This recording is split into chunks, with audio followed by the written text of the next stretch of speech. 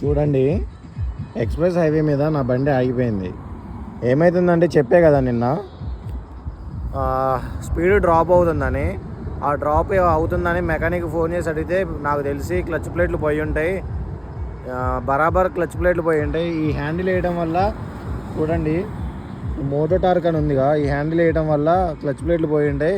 ఈ క్లచ్ దానివల్ల టైట్ అవుతుంది. టైట్ అవ్వడం వల్ల అయితే క్లచ్ ప్లేట్లు పోయి ఉండి, అందుకే పికప్ అనేది డ్రాప్ అవుతుంది అనేది ఫోన్ చేసి కనుక్కున్నా నేను. అదే చెప్పిండు ఆన్సరు. ఇప్పుడు 70-80 కంటే ఎక్కువైతే పోవట్లేదు. ఇవాళ నైట్ కల్లా ఢిల్లీ ఇవాళ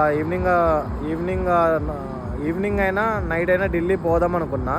కానీ ఇంకా 750 కిలోమీటర్లు ఉంది ఢిల్లీకి ఇక్కడ నుంచి. ఇవాళ నైట్ కుదరదు, రేపు మార్నింగ్ కుదరదు నాకు తెలిసి. ఇవాళ నైట్ పోదాం అనుకుంటున్నా, కానీ కుదరదో తెలియదు ఈ బండి ప్రాబ్లం వల్ల. రేపు ఈవినింగ్ వరకు వెళ్తానో వెళ్ళనో కూడా తెలియట్లేదు. నా దరిద్రం ఎట్లుంది.